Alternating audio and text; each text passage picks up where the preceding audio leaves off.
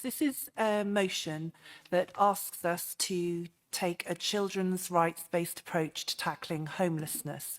It recognises that temporary accommodation is a major problem for children, with 50% of all people living in temporary accommodation in England and Wales being children, and recognises that this has a negative impact on a child's development, education and health.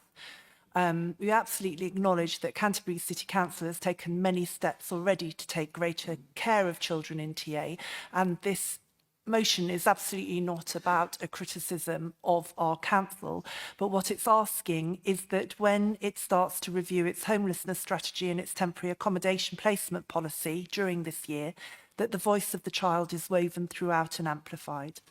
Particularly as we move towards some form of unitary, where we are able to join up homelessness, education and social care, it's even more important that we are thinking about these bigger issues now and embedding the policy that will support our district's residents in years to come.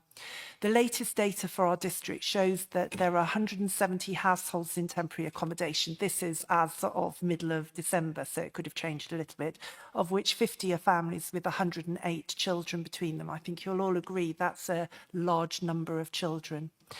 This motion asks that as a council we put children's rights at the heart of our policy, and we also call on national government to ensure it also prioritises this and legislates to allow councils to provide greater support.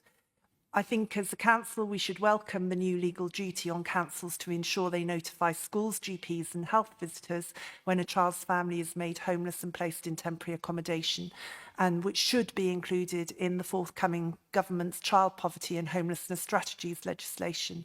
That aims to ensure no child is left without support, and that health, education and councils deliver a more joined-up approach to support children experiencing homelessness.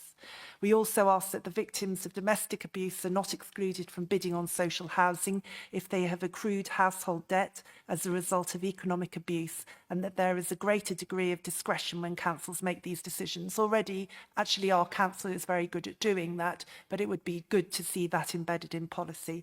So I ask that this council resolves that the leader writes to the Secretary of State for Education and MHCLG to express our support for the new legal duty on councils to ensure they notify schools, GPs and health visitors. And you'll note that I'm asking us to support on this occasion, not to criticise, because it is good policy, and for when a child's family is made homeless and placed in temporary accommodation, and that this is not watered down as the Children's Wellbeing and Schools Bill progresses through both houses, and that Canterbury City Council develops a child-centred policy for temporary accommodation and reviews procedures to ensure that the rights of children are always treated equally with those of adults, which includes that there is recognition of postnatal support following hospital discharge, that there is better data collection and sharing to improve the educational, health and development outcomes for all children in temporary accommodation, and so that families are not lost in the system when placed in out-of-area accommodation,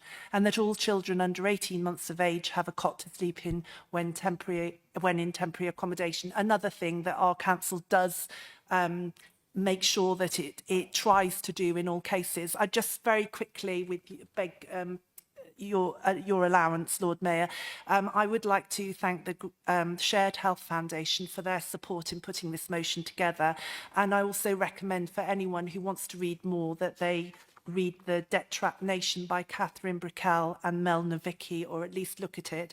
And I would also like to thank senior council officers who've supported me in writing this motion.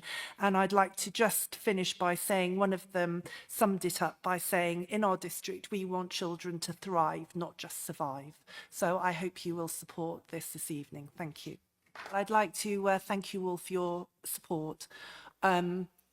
I deliberately didn't want to make this a political ping-pong in any way, because I think, as Councillor Brady said, it's an opportunity for us to show as our council how we come together cross-party and we can influence good policy.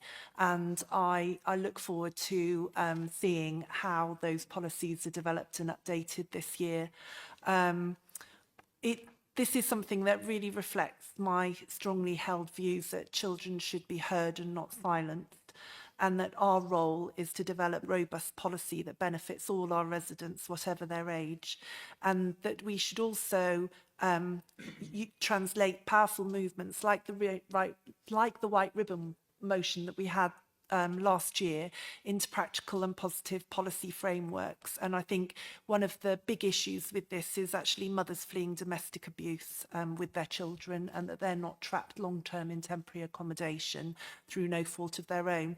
And just finally, very quickly, obviously I submitted this motion before the Christmas holidays, but over Christmas I read Demon Copperhead by Barbara Kingsolver, and I think any of you who've read that book will identify with how much we all politically, whatever our parties are doing now, whatever government's doing, as individuals, we still have to fight more and more, because David Copperfield came through Canterbury, and Demon Copperhead is based on modern translation into Virginia of what we saw in Victorian times in the treatment of children. And we need to really work hard so that we don't fall back into those traps, such as, yes, children sharing beds, not having new mattresses, and that we all individually do our utmost. So thank you all for your support this evening. I really welcome it. It's very heartwarming. Thank you.